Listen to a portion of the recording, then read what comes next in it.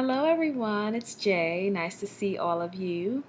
Now I realize it's been a while since I made a video, so I hope that you'll forgive me. I did have a lot going on. I was studying for exams and things. But I wanted to come back and give you something.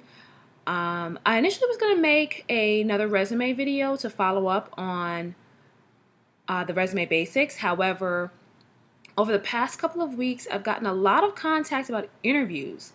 So I wanted to share some of my interview tips that may help those of you who are in school and you're prepping for internship interviews or full-time job offer if you're going to be graduating from your program soon. And then those of you who are a little bit more senior or experienced, if you're back in the job market now, given the economy is beginning to rebound slightly, you may be on the beat again trying to find something. This may be helpful for you with landing that job that you're looking for.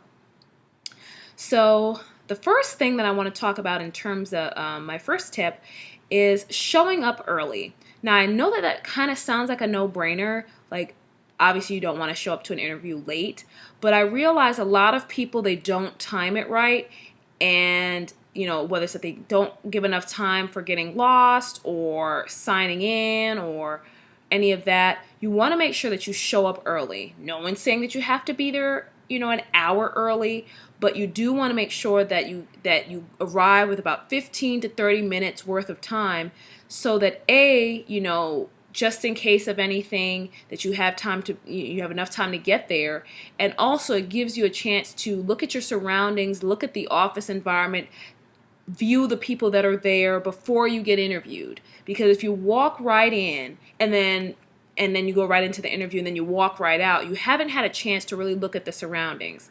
Now I know that for a lot of interviews you may be interviewing at one site, or the job will be at another site. I get that.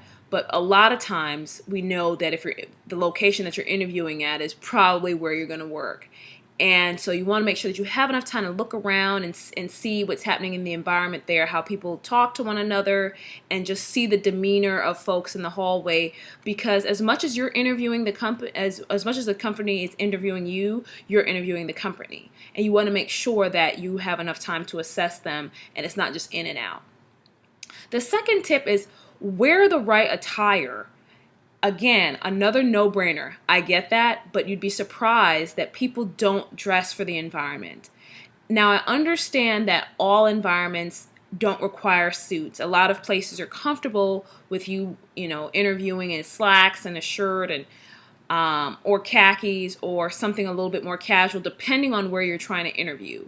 I get that, but still, you need to do the research on that environment, because you don't want to show up wearing the wrong thing. So if you're working in corporate, especially in any sort of business environment, so for finance or marketing or any of those big firms, a lot of times, a suit is appropriate, and you want to temper the suit a little bit. So I'm going to be flashing some pictures here of some things that I think are suitable.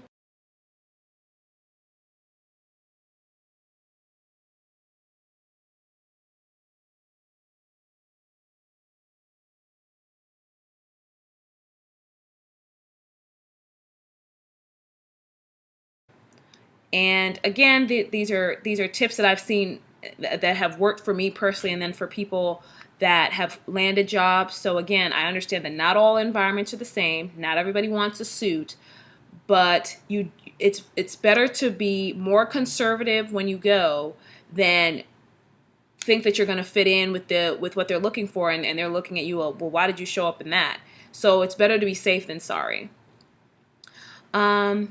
The other thing I wanted to mention, so tip number 3, is prepare for both behavioral and technical questions.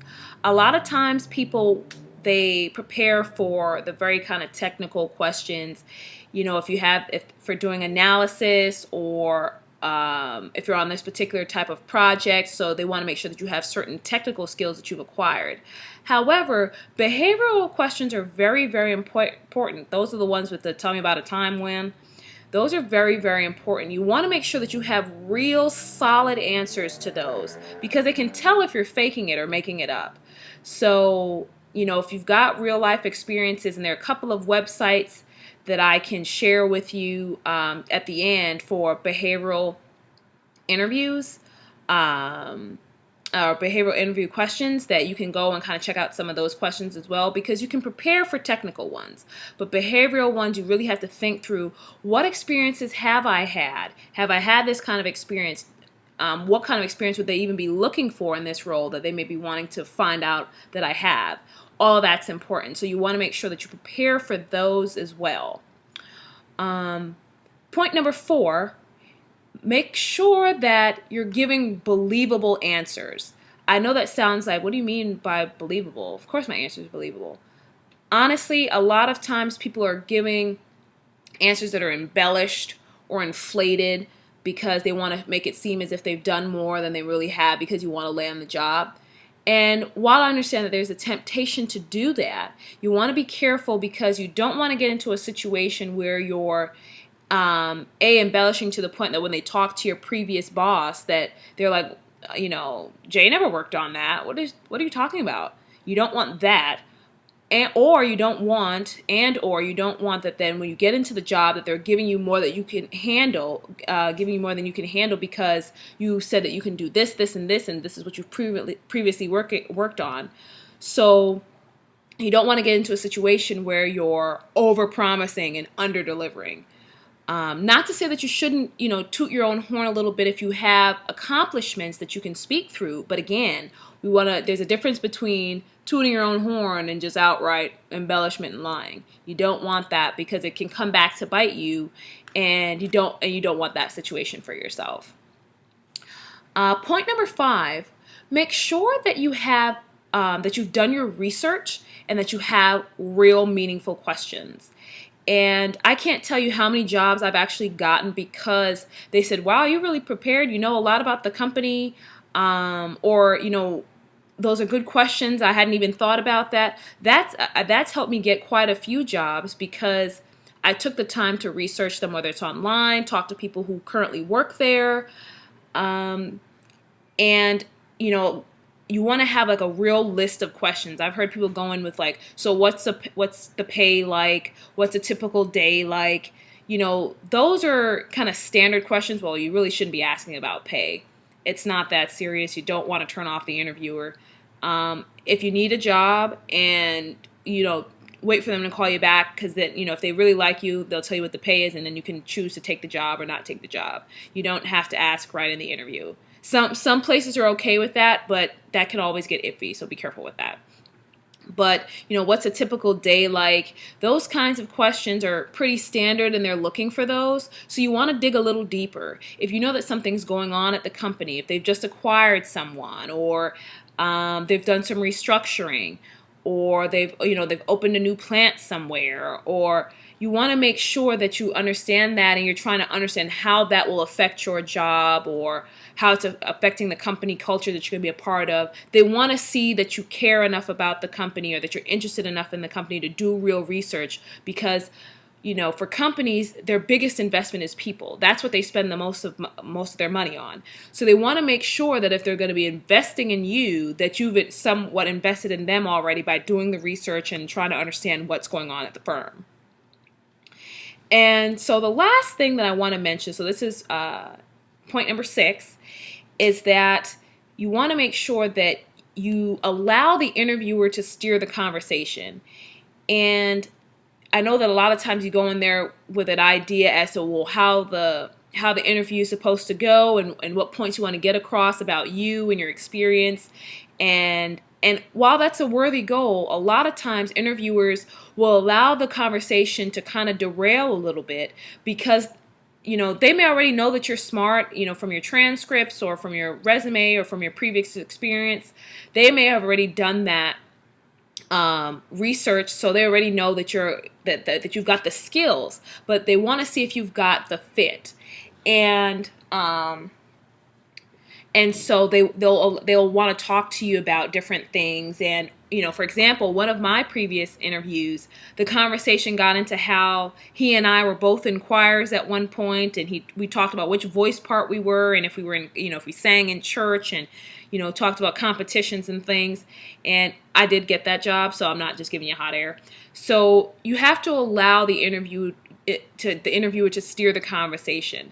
That way, like I said, they're trying to see how you fit in. They're trying to see if you're personable, if you've got good people skills, if you can think on your feet. So you want to make sure that you're not trying to get them back on track, because the fact is, you're the one looking for the job. So they don't really need your help to get on track. So allow them to steer the conversation. So just a quick recap, as always. The first thing, again, is showing up early. You don't want to get there. You don't want to get there right on the, if your interview's at 10:30, you don't want to get there at 10:29. Wear the right attire.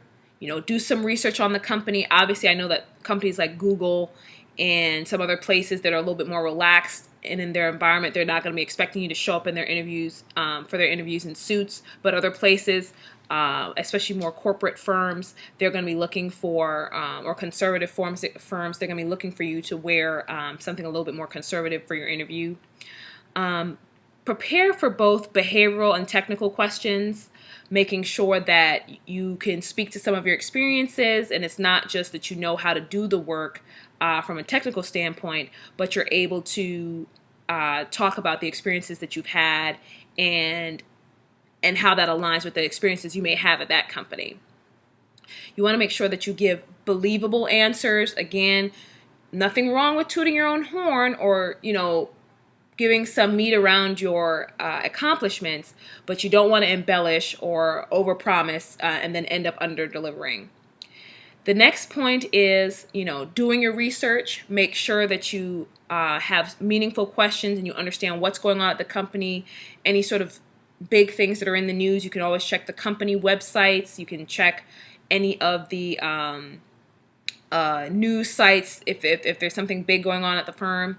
And then finally, make sure that you allow the interviewer to steer the conversation. They don't need your help to get on track, and a lot of times they're just testing you to see if you are personable, if you have the skills, if you can think on your feet, and if you're adaptable in any given situation. So allow them to steer the conversation. And those are it, 6 quick points. And so, if you have any questions or anything, you can feel free to leave me a comment, and make sure that you subscribe, and also follow me on Twitter at FOCUSEDJ, Focus J, on Twitter. And I look forward to talking to you soon. Bye.